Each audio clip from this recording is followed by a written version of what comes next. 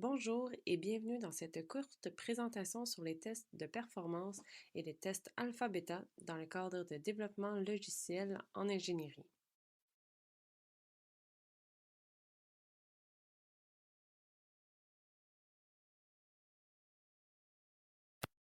Les séries de tests effectués dans le développement d'un logiciel servent principalement à améliorer la qualité du produit. Les tests que nous aborderons sont les tests de performance qui, eux, évidemment, évaluent les performances d'un logiciel au niveau de sa rapidité, fiabilité et capacité en se basant sur les exigences non fonctionnelles du produit attendu. D'un autre côté, les tests alpha et bêta, eux, permettent d'évaluer l'acceptabilité du produit envers les utilisateurs dans un environnement virtuel ou réel.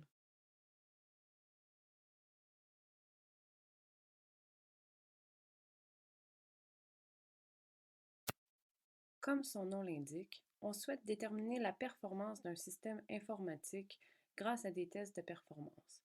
On se base sur les exigences non fonctionnelles préalablement définies. L'objectif principal est de tester le logiciel sous différentes conditions fonctionnelles, toujours dans l'optique d'améliorer la qualité du produit, en recueillant les données reliées à la fiabilité, la stabilité, la capacité et bien d'autres caractéristiques. L'application la plus courante pour ces tests est la mesure des temps de réponse en fonction d'une sollicitation. Autrement dit, on recueille les informations concernant le temps de réponse des utilisateurs, le temps de réponse du réseau et même le temps de traitement d'une requête sur les serveurs. On retrouve plusieurs tests reliés à la performance, soit les tests de charge, les tests de stress, les tests de capacité et les tests d'endurance et fiabilité.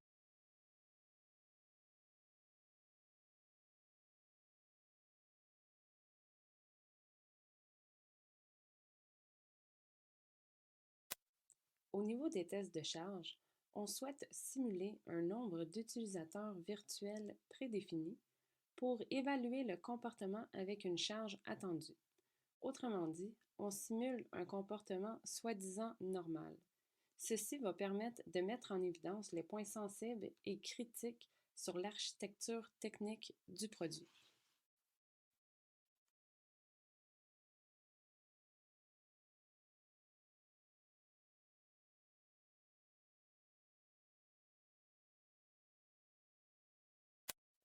Maintenant, au niveau des tests de stress, on souhaite simuler l'activité maximale, donc en conditions extrêmes, où tous les scénarios fonctionnels sont confondus. Par exemple, en heure de pointe, avec une capacité d'utilisateur maximale et une durée d'exploitation relativement longue, dans le but d'évaluer la réactivité du logiciel en fonction de ses sollicitations. Les développeurs vont souvent aussi pousser le stress jusqu'à simuler une défaillance dans le but de recueillir des informations de défaillance et même effectuer des tests de récupération sur incident pour découvrir des problèmes subséquents.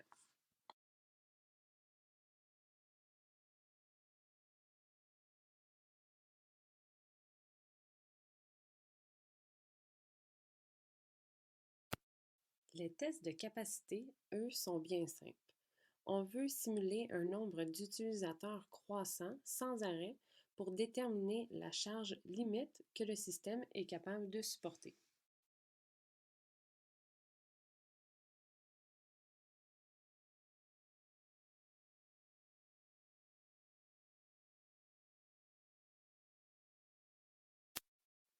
Les tests d'endurance et de fiabilité, eux, se penchent sur la capacité d'utilisateur et la durée d'utilisation d'un logiciel. Autrement dit, on souhaite simuler une charge importante d'utilisateurs sur une durée relativement longue pour voir s'il est capable de supporter une activité intense sur une longue période sans dégradation des performances ou des ressources.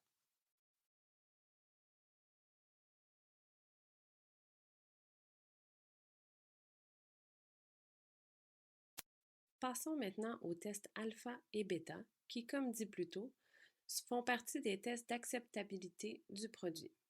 Les tests alpha sont réalisés dans un environnement virtuel. Autrement dit, les développeurs simulent le comportement des utilisateurs pour rencontrer des problèmes. Les tests bêta, eux, sont réalisés dans un environnement réel. Autrement dit, des versions sont fournies au grand public et leurs commentaires seront intégrés dans les versions subséquentes ou dans le release final.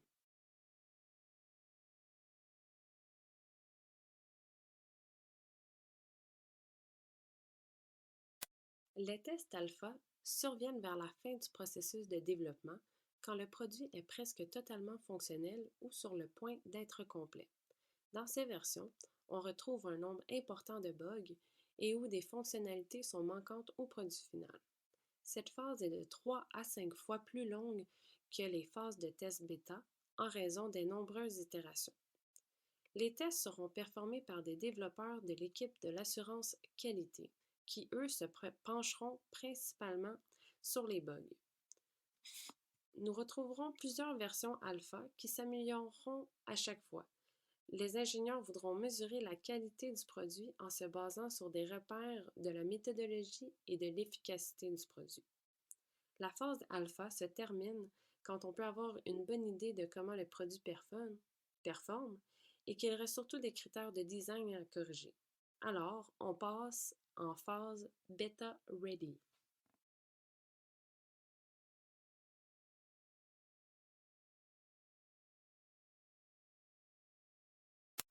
La prochaine étape des tests d'acceptation sont les tests bêta. Ils surviennent juste avant le release final de quelques semaines à quelques jours et sont accessibles aux vrais utilisateurs, donc au grand public. Le but, améliorer la qualité du produit, intégrer les commentaires des clients au produit complet et atteindre le niveau attendu pour le release. Nous n'aurons plus seulement les développeurs, mais aussi toute l'équipe de production et marketing qui travailleront sur le produit. Ils vont explorer toutes les limites du produit dans les différents environnements et l'appui des vrais utilisateurs permet de couvrir tous les éléments du produit. C'est pourquoi nous disons que ces tests sont performés en temps réel. On retrouve encore aussi plusieurs versions et les commentaires des utilisateurs sont pris en considération dans l'élaboration des versions subséquentes et les changements seront effectués en conséquence. La phase bêta se termine quand l'appréciation globale par les utilisateurs du produit satisfait les exigences.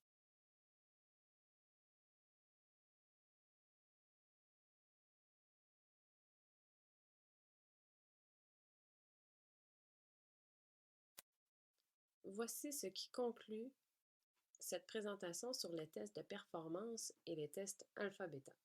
J'espère que vous en aurez appris un peu plus sur le développement logiciel en ingénierie.